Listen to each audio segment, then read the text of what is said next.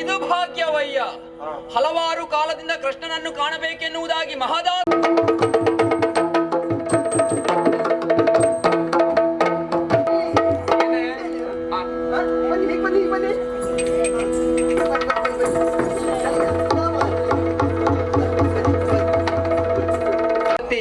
ಹೇಳುವುದಕ್ಕಾಗಿ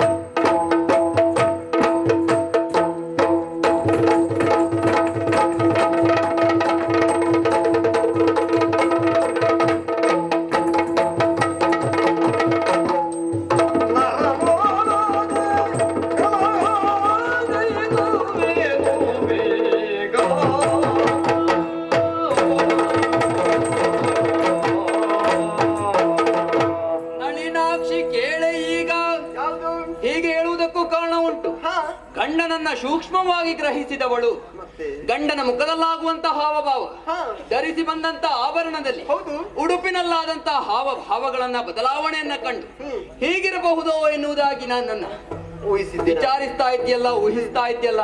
ಹಾಗಾಗಿ ನಳಿನಾಕ್ಷಿ ಕೇಳ ಈಗ ವಿಚಾರ ನೀನೇನು ತಿಳಿದೇ ಹೋದವಳು ಅಲ್ವೇ ಅಲ್ಲ. ಅದೆಷ್ಟೋ ಕಾಲದಿಂದ ಕೃಷ್ಣನನ್ನ ಕಾಣಬೇಕು, ಅವನನ್ನ ಚಂಪಕಾನಾಡಿನವರೆಗಾಗಿ ಬರಮಾಡಿಕೊಳ್ಳಬೇಕು, ತನ್ಮೂಲಕವಾಗಿ ನಮ್ಮ ಜೀವನವನ್ನ ಈ ಚಂಪಕಾನಾಡನ್ನ ಬೆಳಗಬೇಕು, ಇಲ್ಲಿಯ ಜೀವನವನ್ನ ಉತ್ತಂಕಕ್ಕೆ ಏರಿಸಬೇಕೆನ್ನುವಂತ ಆಸೆಯನ್ನು ಅರಿಸಿಕೊಂಡವರಲ್ವಾ. ಹೌದು. ಆದ್ರೆ ಆ ಕಾಲ ಎನ್ನುವಂಥದ್ದು ಸನ್ನಿಹಿತ ಆಗ್ತಾ ಉಂಟು. ಸನ್ನಿಹಿತ ಆಗಿದೆ. ಹೇಗೆ? ಯಾವ ಕಾರಣಕ್ಕಾಗಿ? ಪಾಂಡವಾಶ್ವಮೇಧದ ತುರಗ ಎನ್ನುವಂಥದ್ದು ಚಂಪಕಾನಾಡನ್ನು ಪ್ರವೇಶ ಮಾಡಿದೆ. ಹಾಗಾದ್ರೆ ತುರಗವನ್ನ ಬಂಧಿಸಿದ್ದೇವೆ, ತನ್ಮೂಲಕ ಕೃಷ್ಣನನ್ನ ಕಾಣುವುದಕ್ಕಾದೀತೆಂಬಂತ ಉದ್ದೇಶ. ಹಾಗಾದ್ರೆ ಬಂಧಿಸಿದಂತಹ ತುರಗದ ರಕ್ಷಣೆ ಎನ್ನುವಂಥದ್ದು ಕಟ್ಟಿದವರ ಕರ್ತವ್ಯ ಅಲ್ವಾ. ಹೌದು. ನಮ್ಮ ನಾಡಿನ ನಮ್ಮ ಸೇನೆಯ ನಾಯಕ ಯಾರು? ಯಾರು? ನಾನೇ ನಾಯಕ. ನಾನು ನೀವೇನ ಅಲ್ಲಿ ನೀವು ಆಗ್ಲಿಕ್ಕಿಲ್ಲ. ಆದ್ರೆ ಆಗ್ಲಿಕ್ಕಿಲ್ಲ ನಾಯಕ. ಯಾಕೆ ಯಾಕಂತ ಅರ್ಹತೆ ಇಲ್ವಾ? ಅಯ್ಯೋ ಆಗ್ಲಿಕ್ಕಿಲ್ಲ ಅಂತ ಹಾಗಲ್ಲ, ಮತ್ತೆ ಹಾಗೆ ಆಯ್ತು. ಇದ್ರಲ್ಲಿ ಮತ್ತೊಂದು ಈಗ ಓ ಹಾಗೆ ನಮ್ಮ ತಂಡದ ಅಂದ್ರೆ ನಮ್ಮ ಸೇನೆಯ ನಾಯಕ ನಾನು. ಹಾಗಾದ್ರೆ ಪ್ರತಿಸ್ಪರ್ಧಿ ಯಾರು ಅಂತ ಬೇಕಲ್ಲ. ಕಟ್ಟಿದಂತ ತುರಗವನ್ನ ಬಿಡಿಸಿಕೊಂಡು ಹೋಗುವುದಕ್ಕೆ ಬರುವವನೇ ಯಾರು? ಆ ಮೂರು ಲೋಕದ ಗಂಡು ಪಾರ್ಥ್.